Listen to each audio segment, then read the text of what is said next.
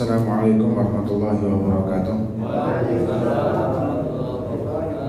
Alhamdulillah, wassalatu wassalamu ala rasulillah Sayyidina Muhammad bin Abdullah wa ala alihi wa sahbihi wa man wala amma ba'du.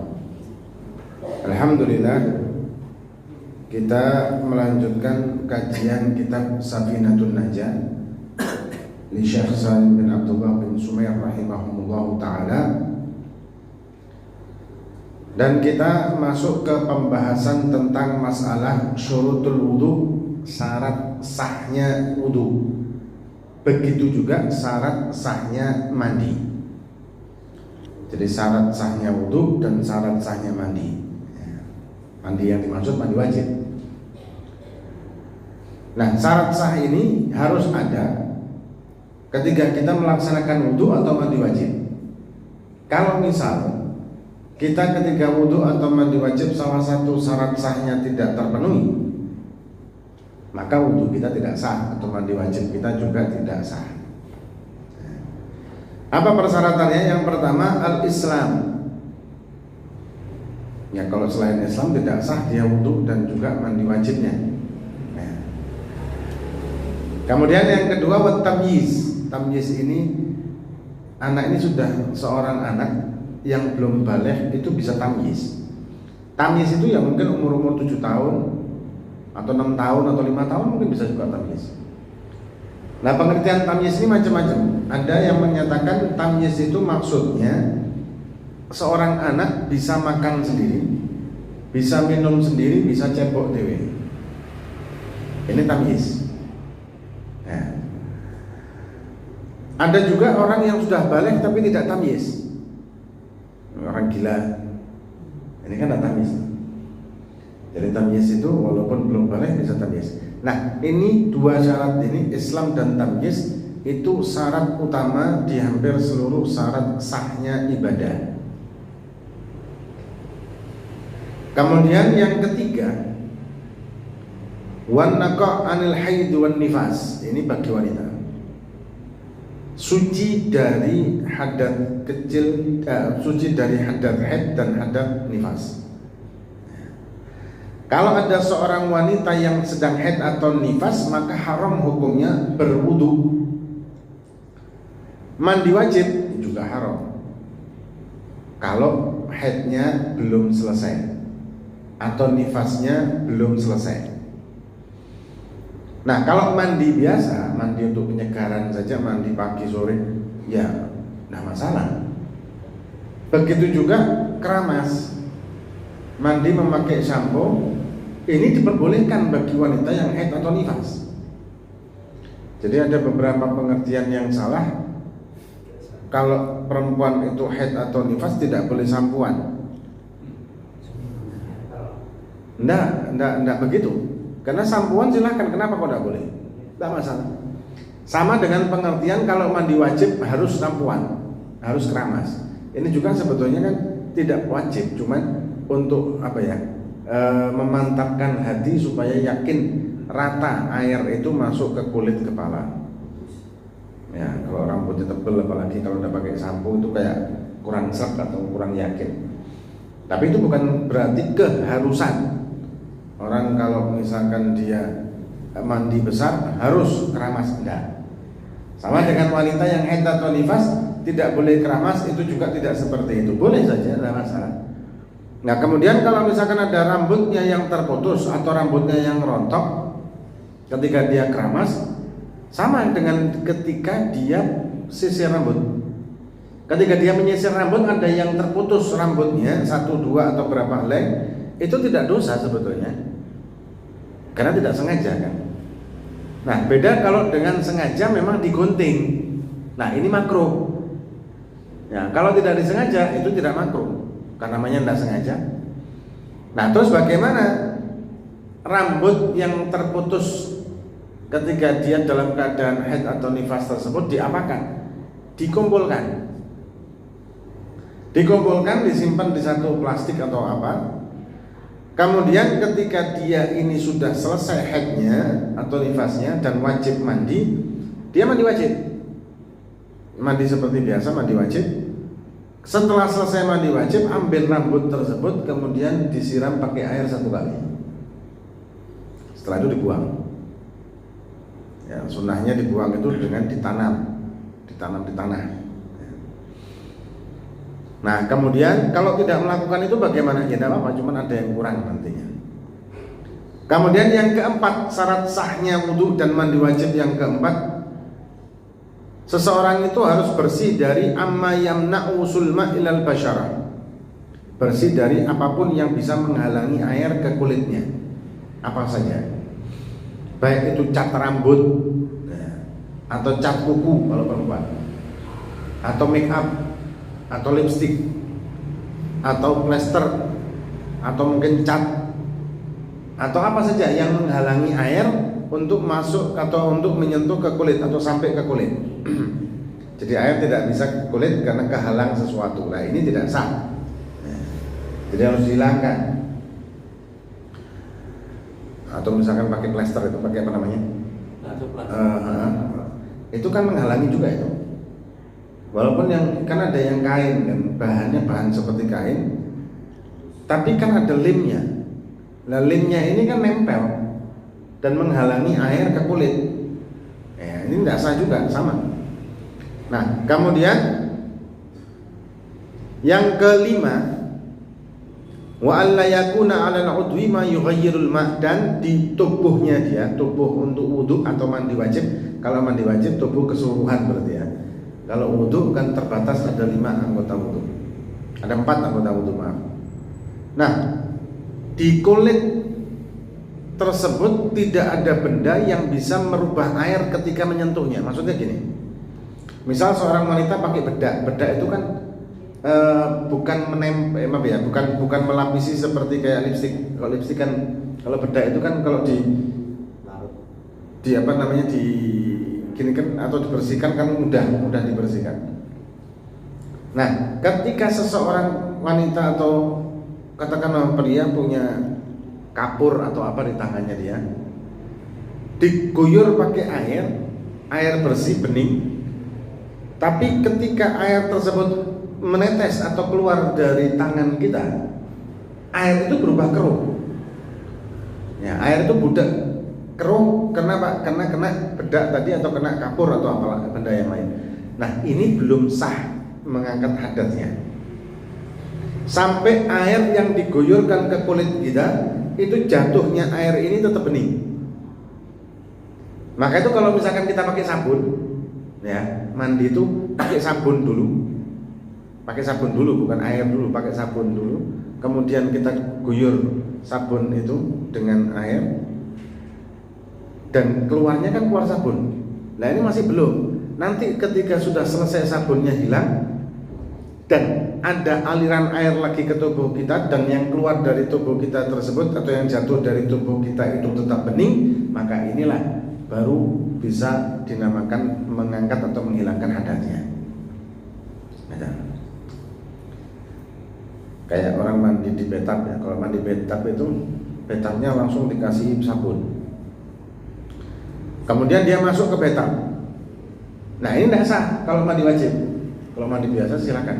Nah, setelah masuk di bathtub, kemudian dia sudah selesai sabunan di bathtub, kemudian dia keluar dari situ, dia bilas. Nah, ketika dia bilas ini harus bersih dari apa namanya, dari sabun di seluruh tubuhnya, hingga air yang mengucur ke tubuhnya, keluarnya atau jatuhnya air dari tubuh kita tersebut bening, sama dengan yang diguyurkan. Maka yang dinamakan alla yakuna 'alal 'udwi ma yughayyir ma'.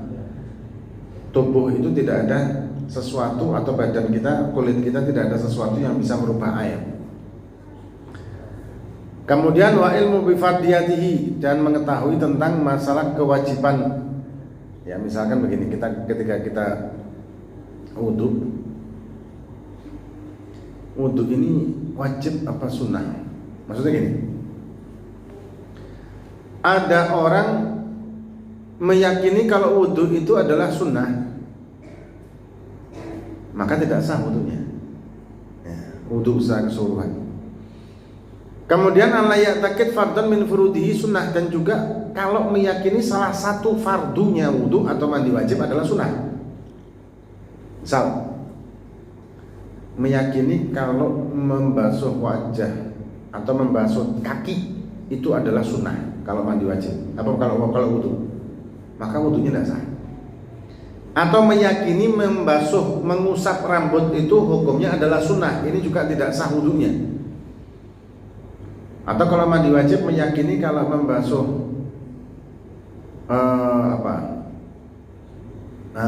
telinga misalkan ya, telinga luarnya itu adalah sunnah kalau mandi wajib, ini juga tidak sah karena mandi wajib itu seluruh badan, jami badan ya, seluruh badannya. Jadi meyakini salah satu rukun di dalam ibadah itu adalah sunnah, maka hukum ibadah yang dilakukan tidak sah. Contoh sholat, meyakini kalau rukuk itu adalah sunnah, maka tidak sah sholatnya. Meyakini duduk di antara dua sujud itu adalah sunnah, ini juga tidak sah sholatnya. Tapi kalau sebaliknya, meyakini yang sunnah itu adalah wajib, kayak wudhu ya, meyakini kalau membasuh sampai ke lutut adalah wajib, padahal wajibnya kan di atas mata kaki, ini tidak sampai lutut. Selama ini dia punya keyakinan kalau wajibnya membasuh kaki itu sampai lutut, maka hukumnya sah, tetap sah, malah bagus itu. Sama kayak sholat, meyakini kalau subuh wajib kunut, ya, sedangkan kunut itu sebetulnya kan sunat. Jadi selama ini kita meyakini kalau kalau subuh itu wajib kunut, ternyata sunat. Gimana selama ini saya sholatnya dengan keyakinan kalau kunut itu wajib? Tidak apa-apa, tidak masalah. Sama dengan orang yang meyakini tasyahud awal itu adalah wajib, padahal tasawuf awal itu sunnah. Nah, tidak apa-apa juga, hukum sholatnya sah. Jadi kalau meyakini amalan atau amalan yang sunnah itu adalah wajib, maka tidak berpengaruh. Tapi kalau sebaliknya, meyakini sesuatu yang wajib atau rukun, salah satu rukun dari ibadah itu diyakini sunnah, maka tidak sah ibadahnya. Kemudian yang ke-8, wal ma'ut tahur, dan menggunakan air yang suci dan mensucikan. Air yang suci mensucikan ini ibaratnya begini, dikatakan oleh di dalam fikih ya, sumber dari air suci mensucikan itu ada 7 ya. Ada yang dari langit, ada yang dari bumi. Dari langit itu seperti air hujan, itu suci mensucikan. Kemudian salju, kemudian embun, ini juga suci dan mensucikan. Kemudian kalau dari bumi, air laut, semua air laut boleh walaupun asin itu suci dan mensucikan. Dan lengket ya, air asin kan lengket, itu suci dan mensucikan. Kemudian air sungai, demikian juga. Kemudian air sumur, dan kemudian air sumber, ini suci dan mensucikan. Nah, bagaimana kita melihat ini air suci mensucikan apa tidak? Melihatnya dari air itu tidak ada warna dan bau tertentu. Dan kemudian air ini kita pindah kemana saja maka akan berubah namanya. Air sungai kita masukkan ke kamar mandi maka berubah menjadi air kamar mandi. Kemudian air kamar mandi kita taruh di sungai ya menjadi air sungai. Air kamar mandi kita masukkan ke sumur, orang lain mengatakan oh ini air sumur. Dalam arti tidak terikat namanya dengan sesuatu yang suci. Beda dengan air yang suci tapi tidak bisa mensucikan. Suci tapi tidak bisa mensucikan, yaitu air yang tidak bisa dirubah namanya. Contoh air kopi. Kopi ditaruh di mana saja tetap namanya kopi. Sirup tetap namanya sirup. Kalau aqua ini air murni. Ini air suci dan mensucikan. Ya, itu kan nama merek, tapi kita sudah kadung jargon mengatakan itu, padahal ya namanya mineral sangat banyak-banyaknya mereknya. Nah, itu suci dan mensucikan. Kecuali kalau air mineral itu terus dicampur dengan bahan tertentu hingga rasanya menjadi rasa lemon misalkan atau rasa-rasa buah. Ini tidak mensucikan, tapi suci. Tapi tidak mensucikan. Dipakai wudhu tidak bisa. Dipakai untuk membersihkan najis juga tidak bisa. Kemudian ada juga air namanya mustakmal. Ini juga tidak bisa mensucikan yang wajib.